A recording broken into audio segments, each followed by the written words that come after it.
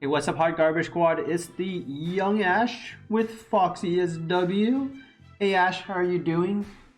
Ash just was about to sleep, but we'll let her rest now. I had to wake her up before she went to sleep completely for the video. So as you can see, the lighting is a little bit different. I don't know if I'm like too bright now compared to before, but let me know in the comments below like I don't know, the lighting situation is weird at my place right now because like when the bulbs exploded and then now it don't work. So now I gotta figure it out.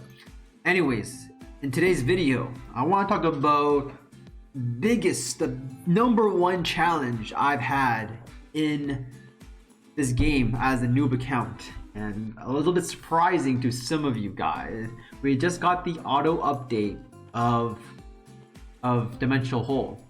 For you guys who've saying, oh, just awaken your 2A Shannon. That is my biggest challenge because I can only do freaking B3 and it's not even 100%. Like, that's the sad part. This is not 100%.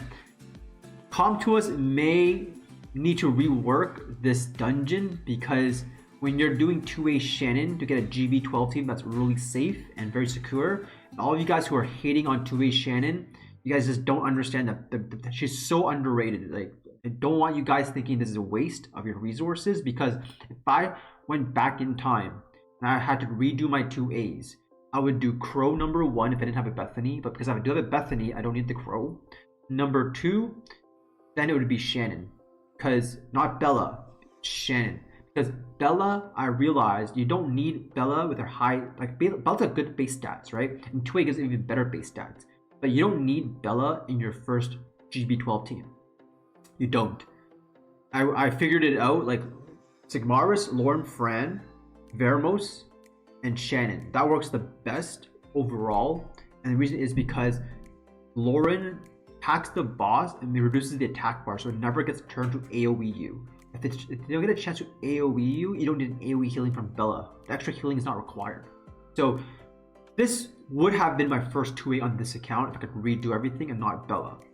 And the reason why this is so challenging is because you can only use wind monsters. And as you can see right now, some of these wind monsters are very premium. Mav is not F2P. Michelle is not free to play, and even if she is free to play because you can get from SD or whatever, like an event, summoners come to us, it's very difficult to max skill your Michelle. So if you take a look at my Michelle here, she's got like negative stats, like she got terrible stats. Okay, like these are by no means good, and I can't afford to a 6-star her. She's like all these units that you see here and in this team. You just don't have the beginner investment to 6-star.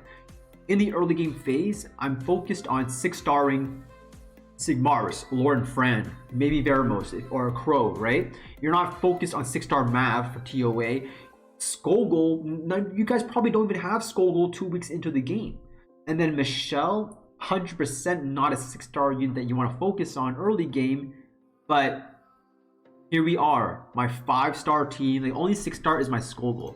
I recently 6-starred it because I had extra fodder from the event, and yeah, he's got negative speed here, so that's why the Mav gets some cooldown, some speed. But if you think about it, what monster in the wind department is like viable for that dungeon? If you take a look at the Nat 3s, right? Like Nat 3s, Nat 2s, Ramagod, I guess.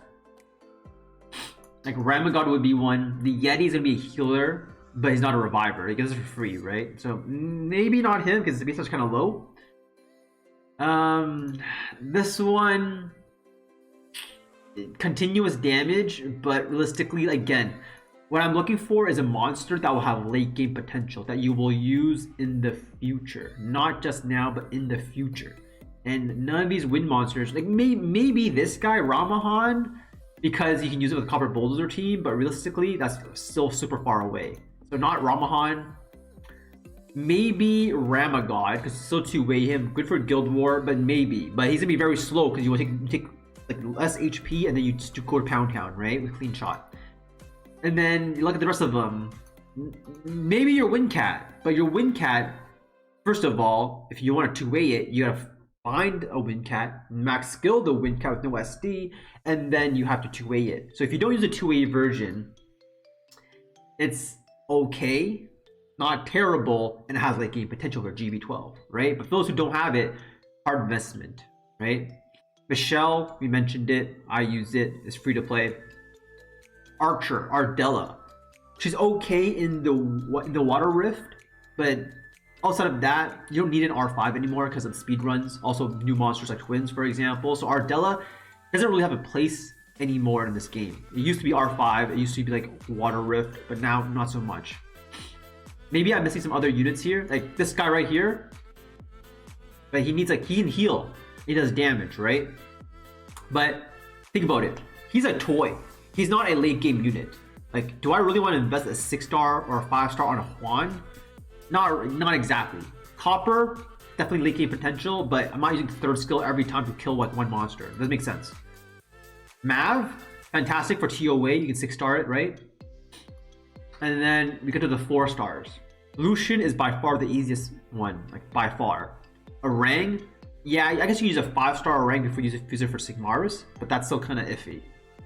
And making a 6-star Orang is no longer needed because you can use Naomi, for example. And because of GB12 change, it's not also required.